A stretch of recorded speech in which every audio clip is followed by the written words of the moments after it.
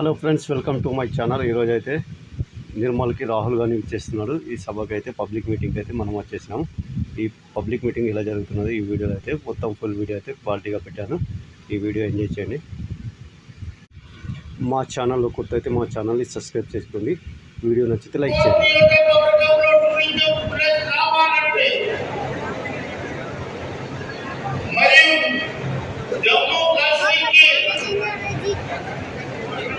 జమ్మూ కాశ్మీర్ ఏ విధంగా ఉంటుందో మేము 2001 నుంచి 14 వరకు ఏదైతే టీఆర్ఎస్లో పోరాటం చేస్తామో ఇండియాకు జమ్మూ కాశ్మీర్ ఏ విధంగా ఉంటుందో ఆ విధంగా హైదరాబాద్, తెలంగాణ, జమ్మూ కాశ్మీర్ ఉంది. ఓటింగ్ సరళి చూస్తే ఇండియా కూటమి పైకి ఉంది. రెండవసారి జరిగిన 78 పార్లమెంట్ ఎన్నికల్లో అక్కడ పోలింగ్ సర్వీస్ చూస్తే అక్కడ ఇండియా కూటమి పైకి ఉంది. అబ్కే బాద్ చార్తో పార్ పల్లవీని కన్వెన్స్ చేసి అన్ని చేయడానికి కడీపా అమిత్ షా కూడా नरेंद्र मोदी आपके बाहर 400 बार आपके बाहर आप लोग सदन के पार आप सदन के पार कार्य हो आपके बाहर ఆ దుర్మార్గాన్ని రద్దు చేసి ప్రతి మనిషికి సమానత్వాన్ని ఇచ్చింది, ప్రతి మనిషికి సమాన అవకాశాన్ని కల్పించింది. సమాన అవకాశాన్ని కల్పించిన ఈ రాజ్యాంగం పోతే మనం మళ్ళీ బాధ్యతలాగా బతకవలసి వస్తుంది. వెనకడికి తెలంగాణలో 8 దేశ మంత్రులు ఉన్నారు. ఆ 8 మళ్ళీ వస్తారు. మనం వెనకడికి బానిసల్లాగా పెట్టుకున్న మా పరిస్థితి మళ్ళీ వస్తుంది. రాజ్యాంగం వచ్చినాక అందరు మనుషులు సమానం లేదు. వెనకడికి తెల్ల బట్టలు వేసుకునే అధికారం లేదు. ఇవాళ ప్రతి మనిషి తెల్ల బట్టలు వేసుకునే అధికారం దొరికింది. ప్రతి మనిషి ఇవాళ సమానంగా గౌరవం పొందుతున్నాడు. మీరు రేపు పోయి మీట మీద బట్టలు నొక్కుతారు కదా, ఆ మీట నొక్కినప్పుడు మీ ఓటుకి ఎంత విలువ ఉంటుందో, నా ఓటుకి ఎంత విలువ ఉంటుందో, ఇక్కడ ఉన్నటువంటి మన మిత్రుల ఓటుకి ఎంత విలువ ఉంటుందో అందరి ఓటుకు కూడా ఒకే విలువ ఉంటుంది. ఆ అమ్మాయి ఓటుకి ఎంత విలువ మన ఓటుకు కూడా అంతే విలువ ఉంటుంది. ఆ సమానత్వం ఇచ్చిందంటే అది అంబేద్కర్ చేసిన కృషి వల్ల మనకి సమానత్వం దక్కింది. కొట్లాడి ఆయన మనకి అధికారం ఇచ్చాలని మనస్ఫూర్తిగా కోరుకుంటున్నాను. ఎందుకంటే మీ అందరికీ తెలుసు, దేశంలో భారతీయ జనతా పార్టీ, రాష్ట్రంలో భారత రాష్ట్ర సమితి, ఈ 2 పార్టీలు 10 సంవత్సరాలు పాలించాయి. ఈ 10 సంవత్సరాలు పాలించిన దాంట్లో మరి వాళ్ళు చేసే అభివృద్ధి ఏంటో ప్రజలకు వివరించాలని చెప్పాల్సిన అవసరం ఉంటుంది. ఎందుకంటే ఎన్నికలు రాగానే మరి వాళ్ళందరూ కూడా గడప గడప వచ్చి మేమంతా మీ అందరికి అభివృద్ధి చేస్తామని, మరి కాంగ్రెస్ పార్టీ మిమ్మల్ని విధ్వంసం చేస్తుందని, అది కాంగ్రెస్ పార్టీ మీద రైతు బంధు ఇవ్వాలని, లేకపోతే 2 లక్షల రుణమాఫీ చేయాలని అనేక రకాలుగా అబద్ధాలు చెప్తూ, మాయమాటలు చెప్తూ ఇంకా మనల్ని మోసం చేయడానికి వాళ్ళని ఇద్దరు కూడా ప్రయత్నం చేస్తారు. కానీ ఈ 10 సంవత్సరాలు తెలంగాణ మాజీ ముఖ్యమంత్రి మరి చంద్రశేఖరరావు గారు ఈ 10 సంవత్సరాలు ఏం చేశారో మనం అందరం కూడా సమాధానం చెప్పాలి. 10 సంవత్సరాల కంటే ముందు ఈ ప్రాంత వాసులకి ఎన్ని రకాలుగా హామీలు ఇచ్చారో, ఇచ్చిన హామీలలో ఎన్ని రకాలుగా హామీలు నెరవేర్చాయో ఈ రోజు మీరందరూ కూడా ఆలోచన చేయాలి. అదే 10 సంవత్సరాల కంటే ముందు కాంగ్రెస్ పార్టీ ఏం చేసిందో చెప్పాలి. 10 సంవత్సరాలు కేసీఆర్ ఏం చేశారో చెప్పాలి.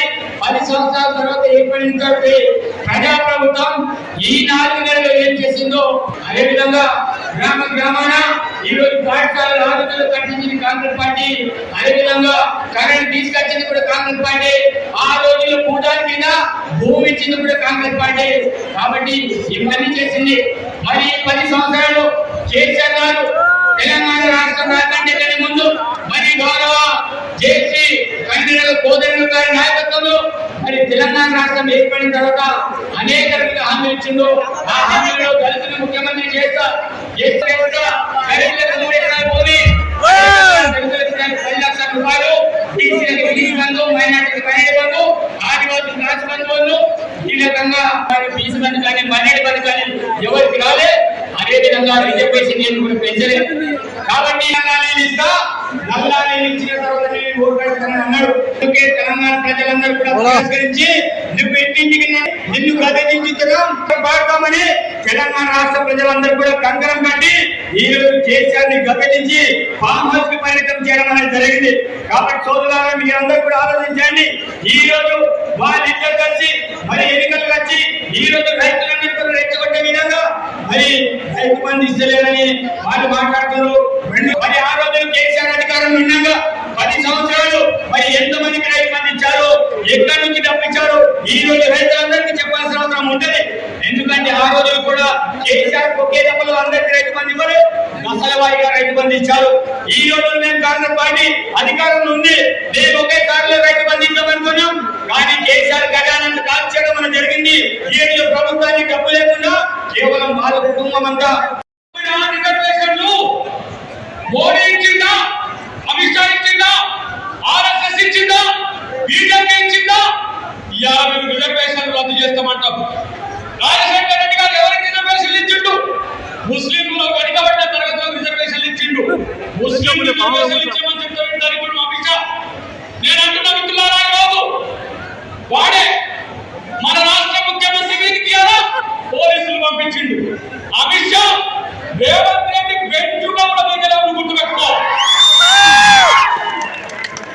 నీవు ఫేక్ మీడియా లక్షలు తయారు చేసింది పార్టీ, లక్షలు తయారు చేసి గాంధీ కుటుంబం మీద, సోనియా గాంధీ గారి మీద, కాంగ్రెస్ మీద అబద్ధాలు చెప్పిన మీరు ఎవరో రేవంత్ రెడ్డి గారిని వస్తున్న పరిస్థితి మేము చూస్తున్నాం. ఒక విషయం మిత్రులారా గుర్తుపెట్టుకోండి, ఇవాళ ఇక్కడికి కొమరం భీం గడ్డ, కొమరం భీం గడ్డ నిజామాబాద్ తల్లి తల్లి కొట్టిన గడ్డ ఇది. ఇవాళ బీజేపీ తల్లి లేమని ఆలోచించండి. నేను అంటున్నా, ఇవాళ మేము హిందువులం అంటున్నారు. దేవుడు రాముడు మీకు చిన్నయ్యా, సీత మీకు ఏమైనా చిన్నమారా, లేకపోతే రాముల వంశంలో పుట్టిందా మీరు? వీరికి హిందూ అంటే తెలియదు, హిందూ మతం ఎప్పుడు పుట్టిందో తెలియదు, రాముడు ఏం చేసిందో తెలియదు. ఇలా నేను అంటున్నా, మోడీ సీతమ్మలకు రాముడు ఎంత విలవిలలాడిందో మేము చూసినాము. ఇలా నీ సీతమ్మను నువ్వు వేలుకోవట్లేదు, నువ్వు వండి మోడీవి, నీ భార్యను కూడా వేలుకోలేనివి ఈ దేశ బిడ్డలతో మీరు ఆలోచించాల్సిన అవసరం ఉన్నది. సీతారాముల సమేత లక్ష్మణుడితో కూడిన ఆంజనేయుని మనం భద్రాచలం రామాలయంలో పెట్టుకున్నాం.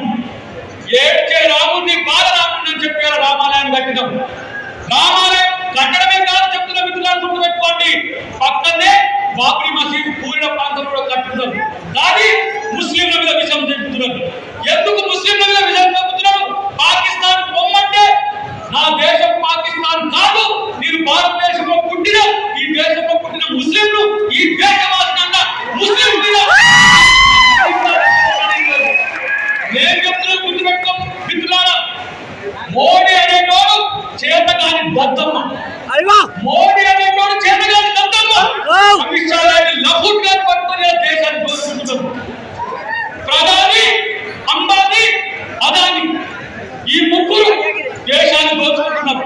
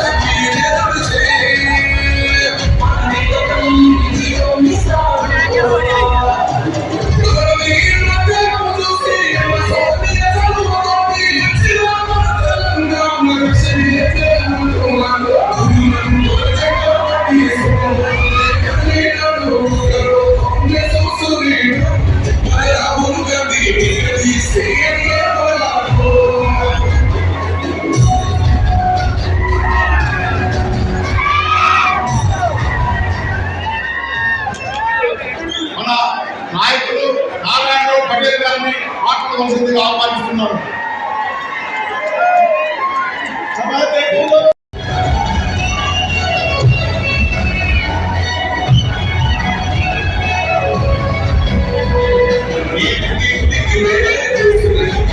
Yeah.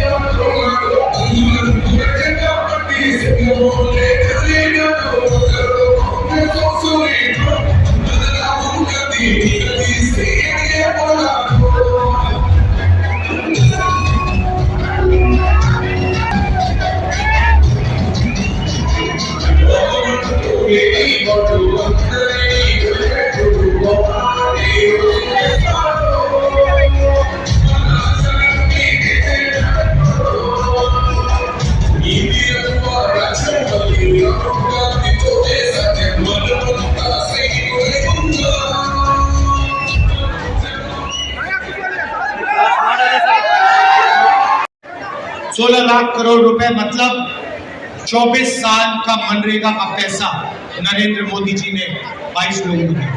16 లక్షల కోట్లు అంటే ఈ దేశంలో ఉన్నటువంటి మన్రేగా ద్వారా 25 కోట్ల రూపాయలను ఈ దేశంలో ఉన్నటువంటి పేదలకు పంచే ప్రయత్నం చేయవచ్చు.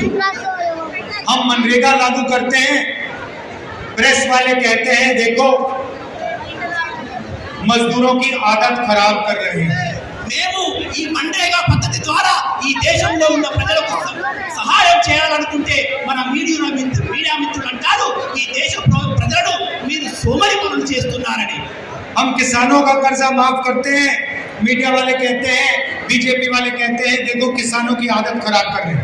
नरेंद्र मोदी 16 लाख करोड़ रुपए अरबपतियों का कर्जा माफ करते हैं, मीडिया कहती है देखो विकास हो रहा है। కానీ ఈ మీడియా మిత్రులు మాత్రం ఈ దేశంలో ఉన్నటువంటి ధనికులకు 16 లక్షల కోట్లను మాఫీ చేస్తే చూడండి ప్రగతి జరుగుతుంది అని ఈ మీడియా మిత్రులు అంటారు. आज 22 लोगों के पास उतना ही पैसा है जितना 70 करोड़ हिंदुस्तानियों के पास है। ఈ రోజు కొంతమంది ఉన్నటువంటి ధనికుల దగ్గర మొత్తం డబ్బంతా కేవలం ఈ దేశంలో ఉన్నటువంటి 130 కోట్ల ధనికుల బీదల దగ్గర ఉన్న డబ్బుతో సమానం. तो ये कांग्रेस पार्टी बदलने जा रही है। ఇదే కాంగ్రెస్ పార్టీ మార్చాలని అనుకుంటుంది. तेलंगाना में हमने आपको गारंटीज दी थी, उनको हमने पूरा करके दिखाया। తెలంగాణ ప్రజలకు మేము గ్యారెంటీలు ఇచ్చాము, అవి పూర్తి చేసి చూపించాము. महिलाओं के बैंक अकाउंट में 2500 रुपए हर महीने तेलंगाना की सरकार डालती है। తెలంగాణలో ఉన్న మహిళలకు 30,000 రూపాయలు నెలసరి మీకు ఆ నెల ఈ దేశంలో రాష్ట్రంలో ఉన్నటువంటి మహిళలకు సరాసరి అందుతుంది. चेका योजना 10 लाख रुपए इंश्योरेंस का पैसा मिलता है। ఆరోగ్య భద్రత ద్వారా ఈ రాష్ట్రంలో ఉన్నటువంటి ప్రతి ప్రజలకు 10 లక్షల రూపాయల ఆరోగ్యశ్రీ అందుతుంది. गैस सिलेंडर हमने 500 रुपए का कर दिया। గ్యాస్ సిలిండర్ 500 రూపాయలకే మేము తెలంగాణలో అందిస్తున్నాము. 200 यूनिट बिजली फ्री में देते हैं 200 యూనిట్ల ఉచిత విద్యుత్తును రాష్ట్ర ప్రజలకు అందిస్తున్నాము. और महिलाओं को बस में मुफ्त में जाने का मौका मिलता है। అదే విధంగా ఉచిత బస్సు ప్రయాణాన్ని నా అక్కా చెల్లెలకు ఈ రాష్ట్రంలో అందిస్తున్నాము. ये हमने तेलंगाना में किया। ఇదంతా మేము తెలంగాణ ప్రజలకు చేశాము. अब हिंदुस्तान की सरकार पूरे हिंदुस्तान में ऐसे ही गारंटीज लागू करने जा रही है। ఇదే విధంగా భారతదేశంలో ఉన్నటువంటి అన్ని ప్రజలకు కూడా మేము కొన్ని హామీలను ఇవ్వబోతున్నాము.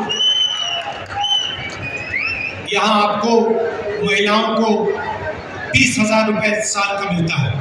ఇక్కడ నా రాష్ట్రంలో ఉన్న ప్రజలకు నెలకు ఆడవారికి 2,500 రూపాయలు నెలకు అందుతుంది. बहुत राहत मिलती है, परिवारों को फायदा होता है। దీని ద్వారా అనేక మంది పేద ప్రజలు లబ్ధి పొందుతున్నారు. अब दिल्ली में सरकार आएगी तो यही काम हम पूरे हिंदुस्तान में करने जा रहे हैं। అదే ఢిల్లీలో మన ప్రభుత్వం ఏర్పడిన తర్వాత ఇదే విషయాన్ని మన దేశ ప్రజలకు అందరికీ కూడా అందించబోతున్నాము. हिंदुस्तान के सब गरीब परिवारों की लिस्ट बनाई जाएगी। దేశంలో ఉన్నటువంటి ప్రతి పేదవారి యొక్క ఒక లిస్టును తయారు చేయబోతున్నాము.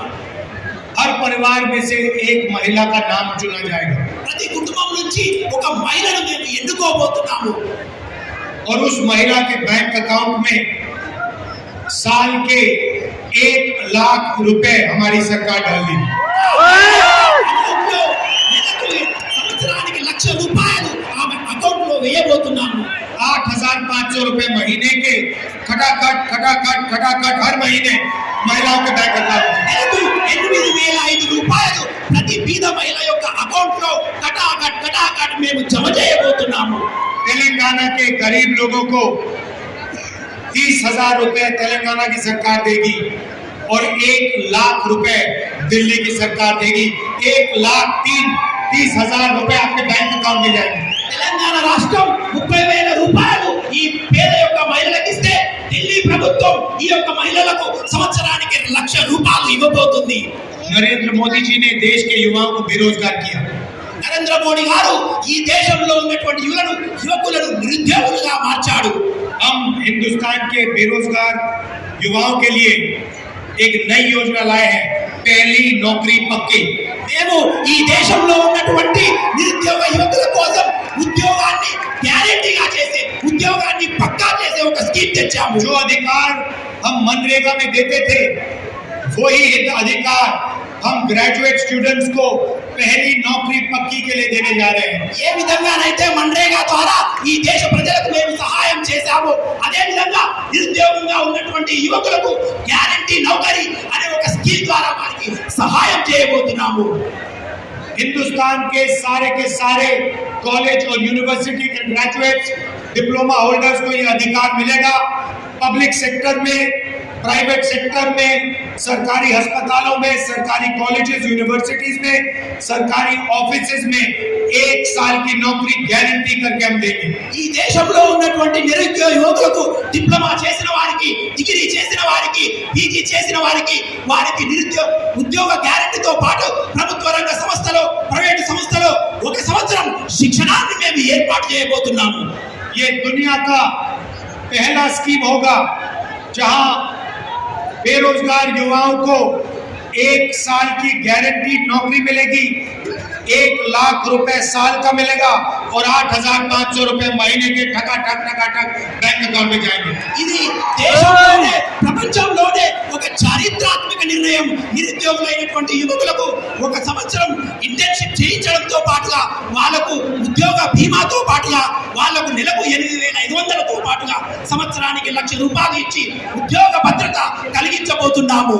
और हिंदुस्तान को दुनिया से सबसे बेहतर ट्रेन वर्कफोर्स मिलेगी। అదే విధంగా దేశంలోనే ప్రపంచంలోనే భారతదేశ యువకులకు అత్యంత మంచి ఉపాధి సౌకర్యం కలిగిస్తాము. 1 साल बाद अगर युवा ने अच्छा काम किया तो वो नौकरी परमानेंट भी की जाएगी। 1 సంవత్సరం అంతా చేసిన వారి యొక్క వ్యక్తులు ఈ యొక్క భారత రాజ్యాంగాన్ని కూలగొట్టాలని ప్రయత్నమే కాకుండా భారతదేశంలో ఉన్నటువంటి రిజర్వేషన్ వ్యవస్థను సర్వనాశనం చేయాలని ప్రయత్నిస్తున్నారు. हम सबको मिलकर संविधान की रक्षा करनी है, रिजर्वेशन बढ़ाना है और ये जो अमीरों की सरकार चला रहे हैं, 22 लोगों की सरकार चला रहे हैं, इनको हटाना है और गरीबों की सरकार लानी है। किसानों की, मजदूरों की, पिछड़ों की, दलितों, आदिवासियों की सरकार लानी है। మనందరం కలిసి ఈ దేశ భద్రత కోసం ఈ భారత రాజ్యాంగాన్ని కాపాడాలి, ప్రజలను కాపాడాలి, దళితులను కాపాడాలి, ఆదివాసీలను కాపాడాలి, నిరుద్యోగులను కాపాడాలి. ఈ దేశంలో రాజ్యాంగాన్ని పరిరక్షించుకోవాలి. भाइयों और बहनों, मैं कन्याकुमारी से कश्मीर 4,000 किलोमीटर चला। నేను భారత్ జోడో యాత్ర ద్వారా కన్యాకుమారి నుంచి కశ్మీర్ దాకా 4000 కిలోమీటర్లు నడిచాను. तेलंगाना से निकला, తెలంగాణలో కూడా పాదయాత్ర కొనసాగింది. करोड़ों लोग यात्रा में शामिल हुए కోట్లాది ప్రజలు ఈ యాత్రలో పాల్గొన్నారు. और जो बीजेपी नफरत फैलाती है उसके खिलाफ हम लड़े और उनको हमने तेलंगाना में हराया। ఈ బీజేపీ ప్రజలు ఏదైతే విద్వేషాలను కోపాలను ఈ రాష్ట్రంలో రెచ్చగొడుతున్నారో వాటిని మేము ప్రేమగా మార్చి ఈ రాష్ట్రంలో ప్రభుత్వాన్ని స్థాపించాము. नफरत के बाजार में मोहब्बत की दुकान हम सब ने खोली, తెరిచాము. वही हम दिल्ली में करने जा रहे हैं।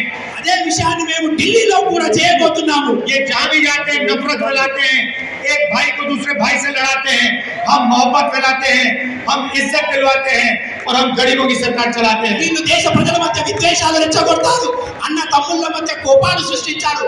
మేము ఆ విద్వేషాన్ని రూపుమాపి ప్రేమను ఈ దేశంలో సుస్థిరంగా చేయబోతున్నాము.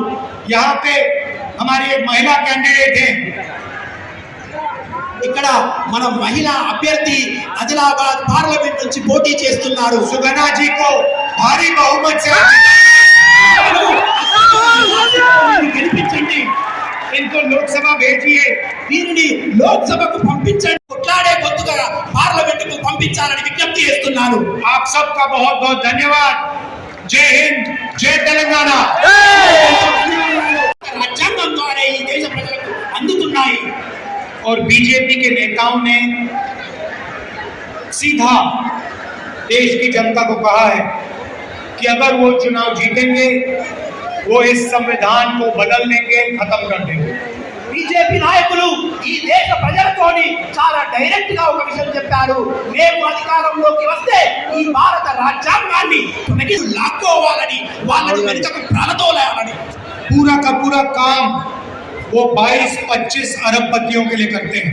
వారి యొక్క ప్రయత్నం ఎప్పుడు ఈ భారతదేశంలో ఉన్నటువంటి కొంతమంది ధనికులకు మాత్రమే వాళ్ళ ప్రయత్నాలు జరుగుతూ ఉంటాయి. 22-25 लोगों का नरेंद्र मोदी जी ने 16 लाख करोड़ रुपया कर्जा माफ किया। ఈ దేశంలో ఉన్నటువంటి ధనికుల కోసం కేటీఆర్ మన ఒకరంట దుర్గాంజీ రావు